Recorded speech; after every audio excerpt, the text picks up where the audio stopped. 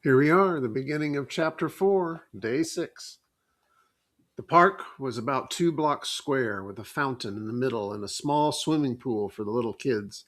The pool was empty now in the fall, but the fountain was going merrily. Tall elm trees made the park shadowy and dark, and it would have been a good hangout, but we preferred our vacant lot, and the shepherd outfit liked the alleys down by the tracks, so the park was left to lovers and little kids. Nobody was around at 2:30 in the morning, and it was a good place to relax and cool off. I couldn't have gotten much cooler without turning into a popsicle. Johnny snapped up his jeans jacket and flipped up the collar. "Ain't you about to freeze to death, Pony?" "You ain't a woofin'," I said, rubbing my bare arms between drags on my cigarette.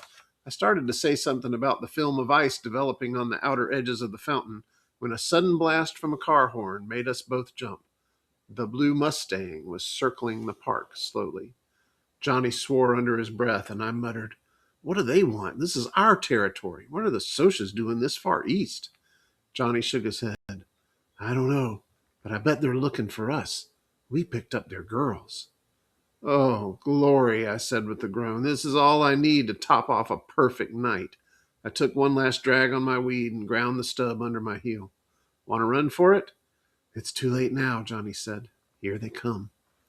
5 Socs were coming straight at us, and from the way they were staggering, I figured they were reeling pickled. That scared me. A cool, deadly bluff could sometimes shake them off, but not if they outnumbered you 5-2 and were drunk. Johnny's hand went to his back pocket, and I remembered his switchblade. I wished for that broken bottle. I'd sure show them I could use it if I had to. Johnny was scared to death. I mean it. He was as white as a ghost, and his eyes were wild looking, like the eyes of an animal in a trap. We backed against the fountain, and the Socs surrounded us. They smelled so heavily of whiskey and English leather that I almost choked. I wished desperately for Derry and Soda to come along hunting for me. The 4 of us could handle them easily, but no one was around. And I knew Johnny and I were going to have to fight it out alone. Johnny had a blank, tough look on his face. You'd have to know him to see the panic in his eyes. I stared at the Socs coolly. Maybe they could scare us to death, but we'd never let them have the satisfaction of knowing it. It was Randy and Bob and 3 other Socs, and they recognized us. I knew Johnny recognized them. He was watching the moonlight glint off Bob's rings with huge eyes. "Hey, what do you know?" Bob said a little unsteadily. "Here's the little greasers that picked up our girls. Hey, greasers." "You're out of your territory," Johnny warned in a low voice. "You better watch it." Randy swore at us, and they stepped in closer. Bob was eyeing Johnny. "Nut, pal. You're the ones who'd better watch it. Next time you want a broad, pick your own kind. Dirt." I was getting mad. I was hating them enough to lose my head. "You know what a greaser is?" Bob asked. "White trash with long hair." I felt the blood draining from my face. I've been cussed out and sworn at, but nothing ever hit me like that did. Johnny Cake made a kind of gasp and his eyes were smoldering. "You know what a Soc is?" I said, my voice shaking with rage. "White trash with Mustangs and Madras." And then, because I couldn't think of anything bad enough to call them, I spit at them. Bob shook his head, smiling slowly. "You could use a bath, greaser, and a good working over. And we've got all night to do it. Give the kid a bath, David." I ducked and tried to run for it, but the Soc caught my arm and twisted it behind my back and shoved my face into the fountain. I fought, but the hand at the back of my neck was strong, and I had to hold my breath. I'm dying, I thought, and wondered what was happening to Johnny. I couldn't hold my breath any longer. I fought again desperately, but only sucked in water. I'm drowning, I thought. They've gone too far. A red haze filled my mind, and I slowly relaxed. The next thing I knew, I was lying on the pavement beside the fountain, coughing water and gasping. I lay there weakly, breathing in air and spitting out water. The wind blasted through my soaked sweatshirt and dripping hair. My teeth chattered unceasingly, and I couldn't stop them. I finally pushed myself up and leaned back against the fountain, the water running down my face. Then I saw Johnny. He was sitting next to me, one elbow on his knee and staring straight ahead. He was a strange greenish white, and his eyes were huger than I had ever seen them. "I killed him," he said slowly. I killed that boy. Bob, the handsome Soch, was lying there in the moonlight, doubled up and still. A dark pool was growing from him, spreading slowly over the blue-white cement.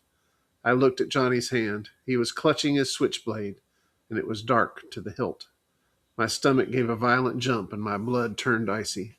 Johnny, I managed to say, fighting the dizziness, I think I'm going to be sick. Go ahead, he said in the same steady voice. I won't look at you. I turned my head and was quietly sick for a minute. I leaned back and closed my eyes so I wouldn't see Bob lying there.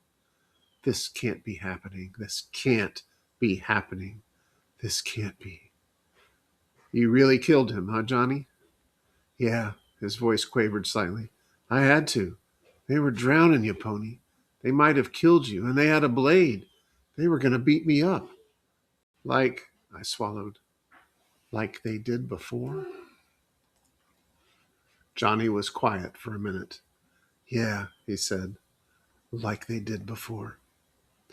Johnny told me what had happened. They ran when I stabbed him. They all ran.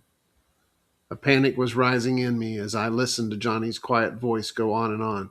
Johnny, I nearly screamed, what are we going to do? They put you in the electric chair for killing people. I was shaking. I want a cigarette. I want a cigarette. I want a cigarette. We had smoked our last pack.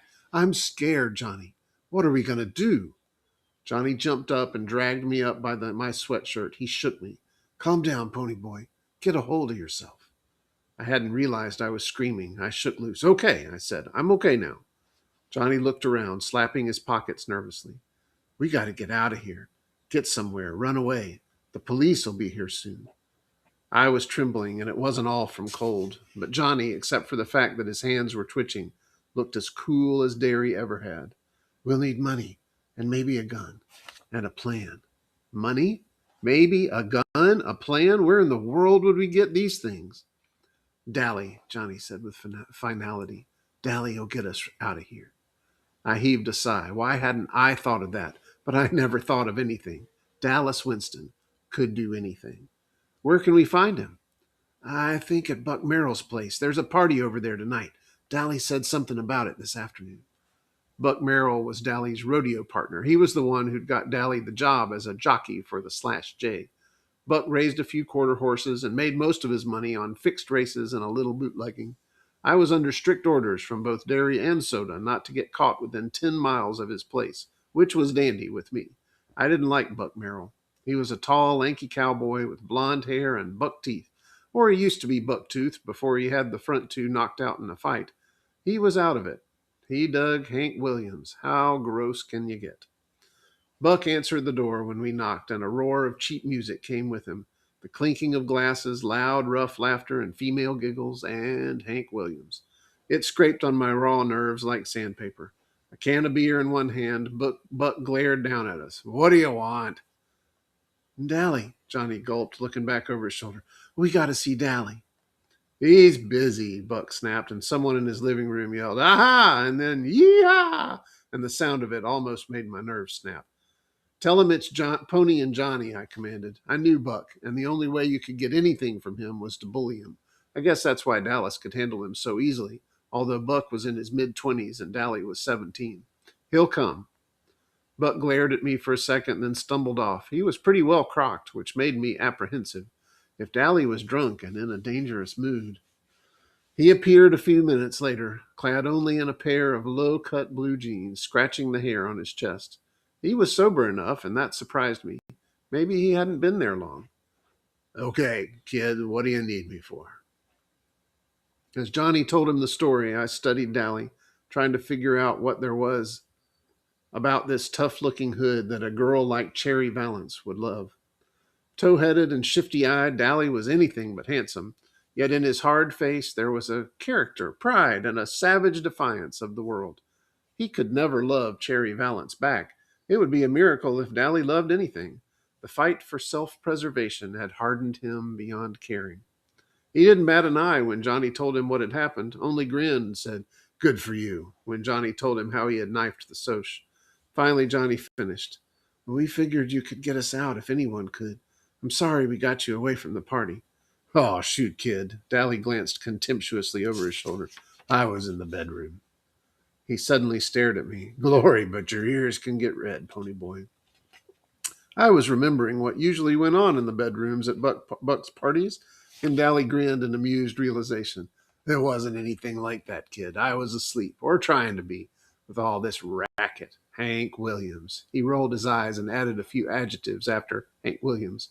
Me and Shepard had a run in, and I cracked some ribs. I just needed a place to lay over. He rubbed his side ruefully. Old Tim sure can pack a punch. He won't be able to see out of one eye for a week. He looked us over and sighed. Well, wait a second. I'll see what I can do about this mess.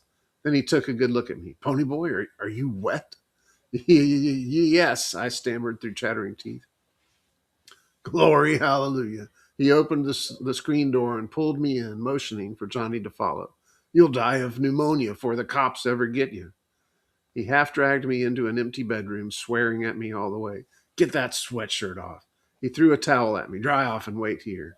At least Johnny's got his jeans jacket. You ought to know better than to run away in just a sweatshirt, and a wet one at that. Don't you ever use your head? He sounded so much like Derry that I stared at him. He didn't notice and left us sitting on the bed. Johnny lay back on it. Wish I had me a weed. My knees were shaking as I finished drying off, sitting there in my jeans. Dally appeared after a minute. He carefully shut the door. Here. He handed us a gun and a roll of bills. The gun's loaded. For Pete's sake, Johnny, don't point that thing at me. There's $50. It's all I could get out of Merrill tonight. He's blowing his loot from that last race. You might have thought it was Dally who fixed those races for Buck, being a jockey and all, but it wasn't. The last guy to suggest it lost 3 teeth. That's the truth. Dally rode the ponies honestly and did his best to win. It was the only thing Dally did honestly. Pony, does Derry and Soda Pop know about this? I shook my head. Dally sighed. Boy, howdy, I ain't itching to be the one to tell Derry and get my head busted. Then don't tell him, I said. I hated to worry Soda Pop and would have liked to let him know I had gotten this far okay. But I didn't care if Derry worried himself gray-headed. I was too tired to tell myself I was being mean and unreasonable. I convinced myself it wouldn't be fair to make Dally tell him. Derry would beat him to death for giving us the money and the gun and getting us out of town. Here. Dally handed me a shirt about 60 million sizes too big. It's Buck's. You and him ain't exactly the same size, but it's dry. He handed me his worn brown leather jacket with the yellow sheep's wool lining. It'll get cold where you're going, but you can't risk being loaded down with blankets. I started buttoning up the shirt. It about swallowed me. Hop the 315 freight to Windricksville, Dally instructed. There's an old abandoned church on top of Jay Mountain. There's a pump in the back, so don't worry about water. Buy a week's supply of food as soon as you get there, this morning before the story gets out, and then don't so much as stick your noses out the door. I'll be up there as soon as I think it's clear. Man, I thought New York was the only place I could get mixed up in a murder rap. At the word murder, Johnny made a small noise in his throat and shuddered. Dally walked us back to the door, turning off the porch light before we stepped out. Get going. He messed up Johnny's hair. Take care, kid, he said softly. Sure, Dally, thanks. And we ran into the darkness. We crouched in the weeds beside the railroad tracks, listening to the whistle grow louder. The train slowed to a screaming halt. Now, whispered Johnny. We ran and pulled ourselves into an open boxcar. We pressed against the side, trying to hold our breath while we listened to the railroad workers walk up and down outside. One poked his head inside and we froze, but he didn't see us, and the boxcar rattled as the train started up. The first stop will be Windricksville, Johnny said, laying the gun down gingerly. He shook his head. I don't see why he gave me this. I couldn't shoot anybody. Then, for the first time, really, I realized what we were in for. Johnny had killed someone. Quiet, soft-spoken little Johnny, who wouldn't hurt a living thing on purpose, had taken a human life. We were really running away, with the police after us for murder and a loaded gun by our side. I wish we'd asked Dally for a pack of cigarettes. I stretched out and used Johnny's legs for a pillow. Curling up, I was thankful for Dally's jacket. It was too big, but it was warm. Not even the rattling of the train could keep me awake, and I went to sleep in a hoodlum's jacket with a gun lying next to my hand.